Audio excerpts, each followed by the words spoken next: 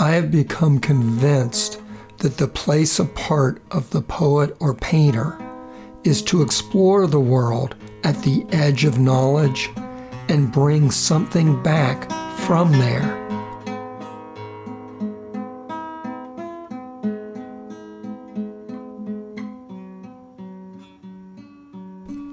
It is this withdrawal that I have come to understand may constitute the most important part of our consciousness. And it is because artists have left us their meditations on the life they observed that audiences also experience a place apart. John Sevcik.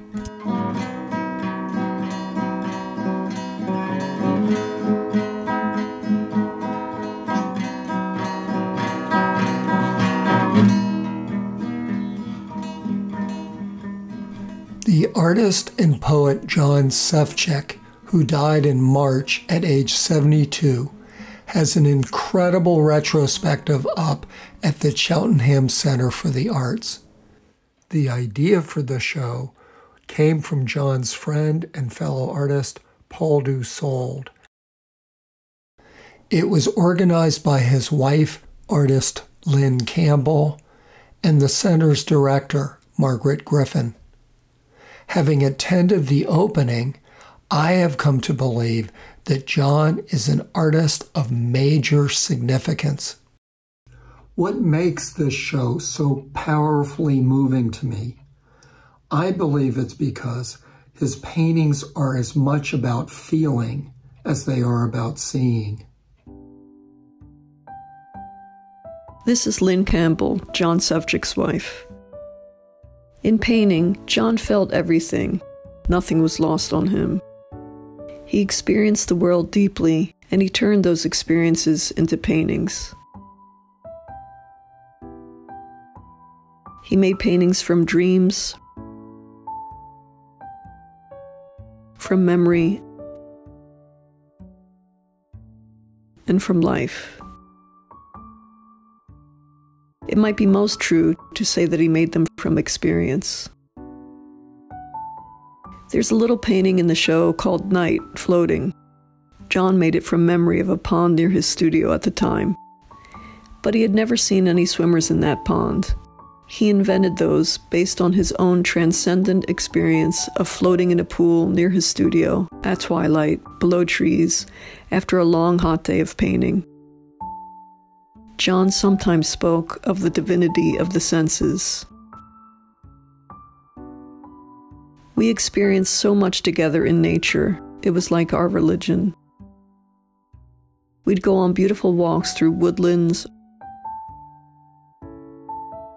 along creeks and rivers and salt marshes. We'd wander through meadows. John turned it into paintings. Everything reached him. After a springtime meadow walk, transported by the blossoming trees, John began painting Moonlight in Spring. It's made of his memory of that place and his feeling for it. The family in the painting is his mystic invention. John was able to get great paintings from running errands.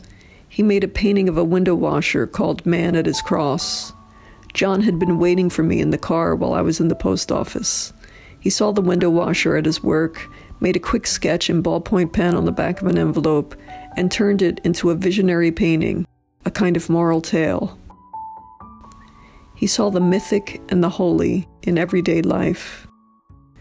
A painting in the show that I consider another of his moral tales is from something he saw while driving through Center City.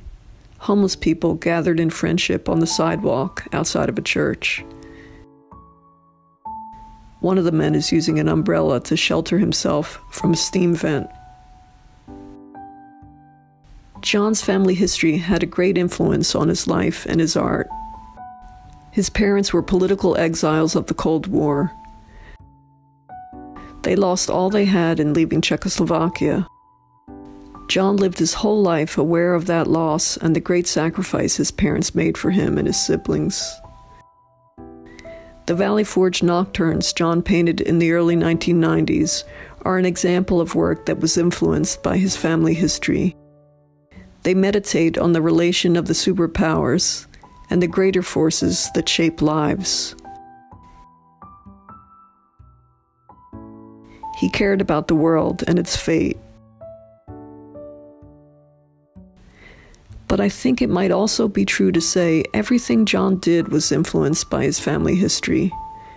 For much of his life, John felt like an outsider. The sympathy he felt for what his parents endured shaped his character, and therefore his art.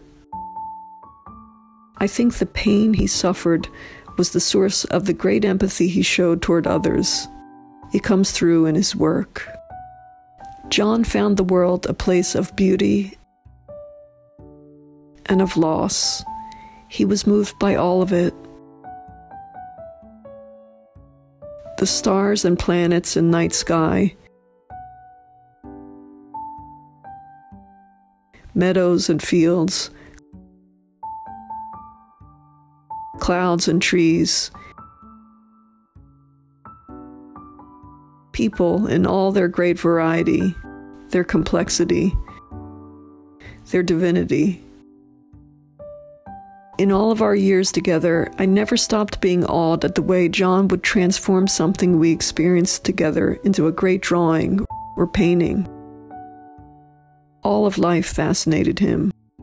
John said he was glad people might experience melancholy in his work, the melancholy which comes from reverence and a sensitivity to the world as a place of delight, of awe, and of loss. In 1951, John Sevcik was born in Buenos Aires, Argentina.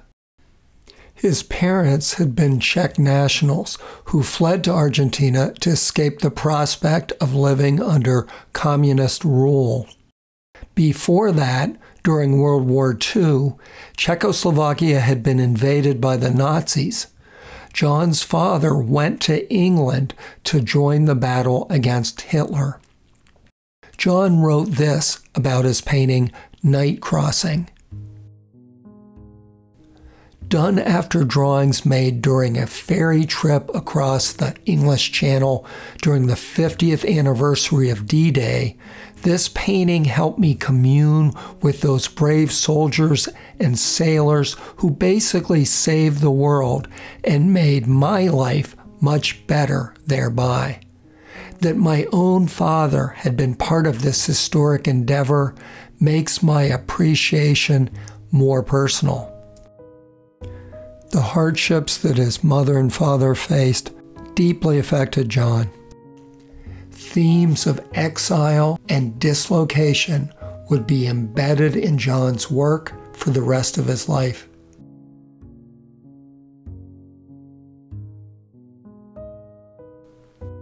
When John was 3, his family emigrated to the U.S.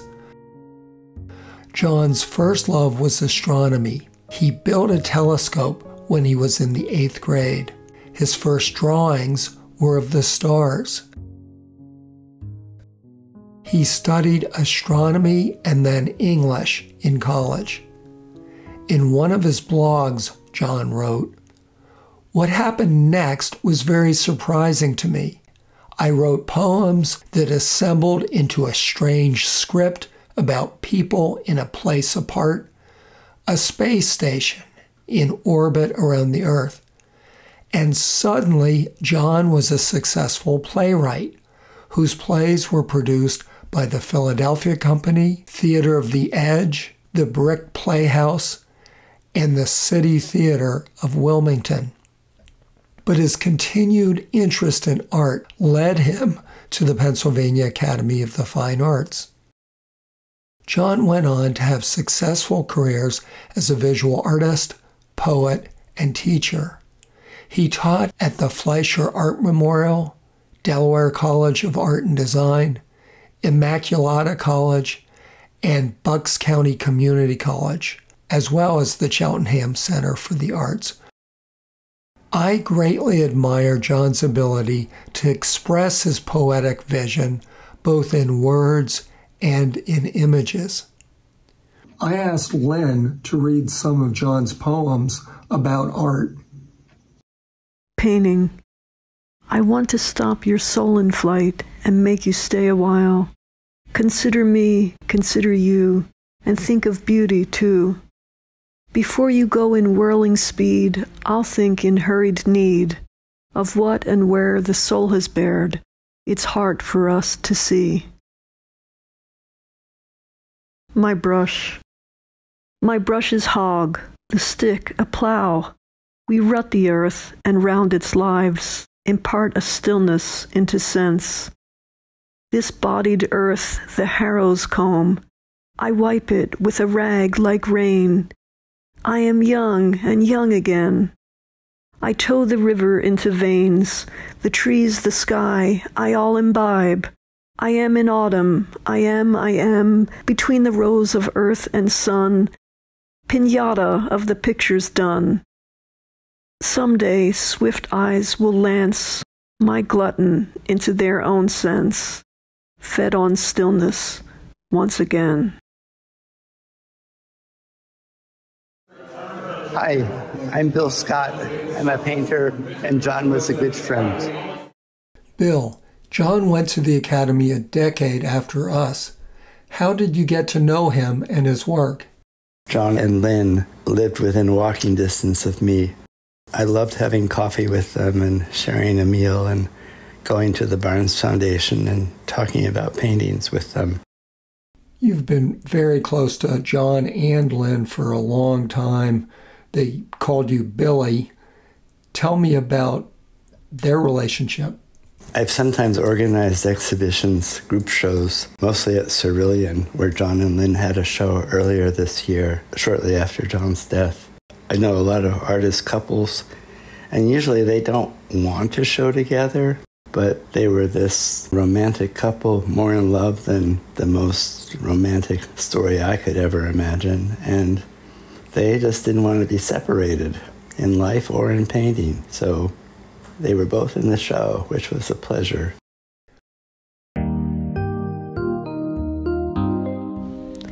John made this painting based on the myth of Hero and Leander. Hero was a priestess of Aphrodite. Leander fell in love with her and would swim nightly across the Hellespont to meet her, guided by a light she lit for him. One night a storm puts out the light and Leander is drowned. Hero, despondent at the death of her lover, drowns herself.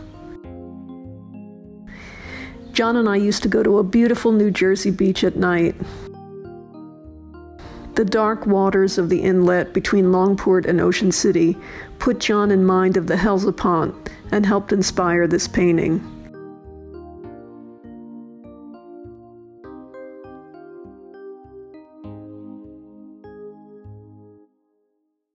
I personally had only seen John's work in reproduction, and I'm flabbergasted by this exhibition.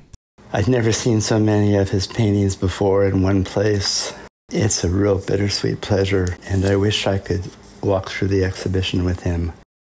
John's work is representational, but not at all what I would call realism. He generates a tension between timelessness and modernity.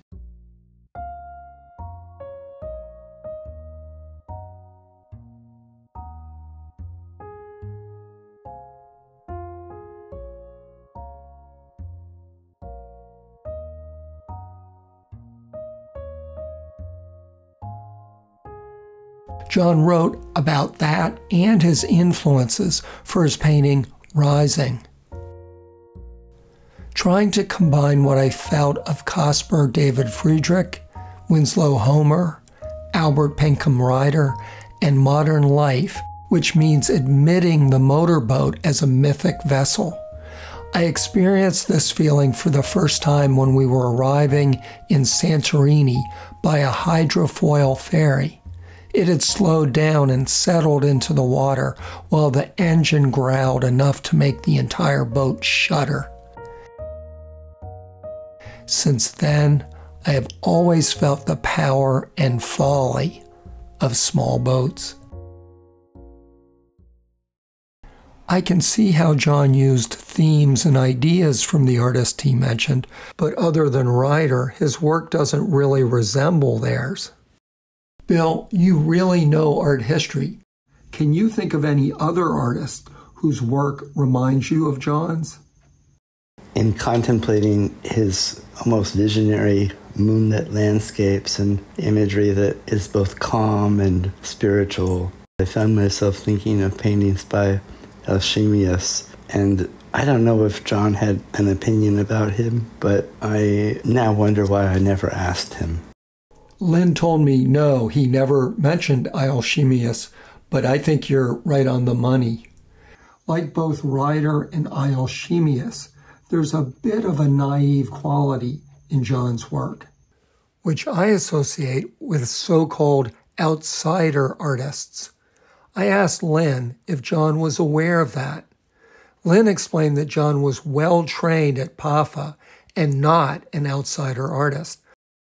But she felt John was a kindred spirit of visionary artists, trained or not. Personally, I feel it's precisely John's affinity with outsiders that is the source of much of the power in John's work. Now, Bill, can you talk about some of your favorites in John's show? I particularly love his ocean paintings. The Woman Against the Sea.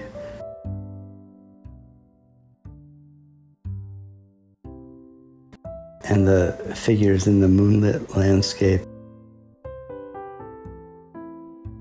And the constellations.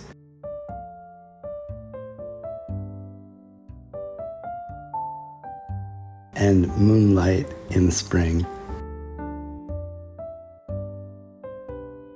One of the paintings that seems the most mysteriously enigmatic to me is On the Avenue.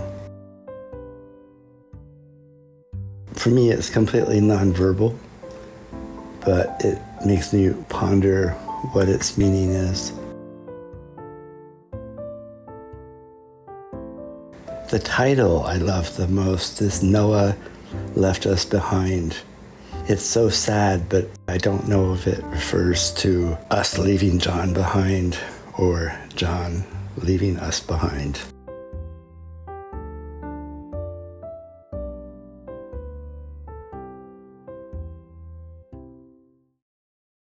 What draws me in to John's art is its rootedness in the human condition. He portrays great joy and triumph and delight, but also cruelty, fear, and resignation.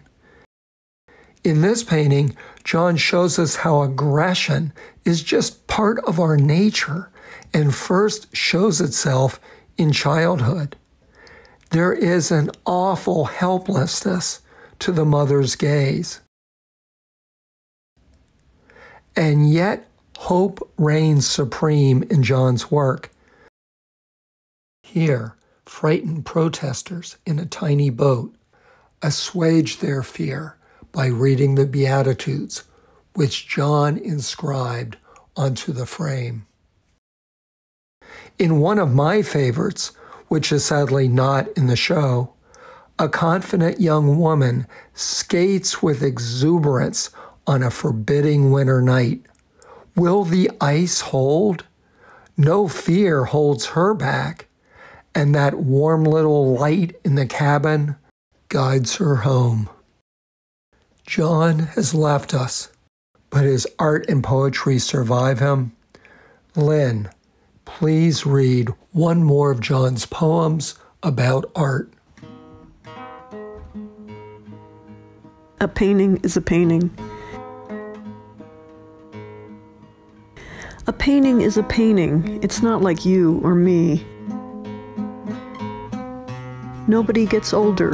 No one ever sleeps. It's a stillness made of life, with meaning in its air. You feel it as you watch it.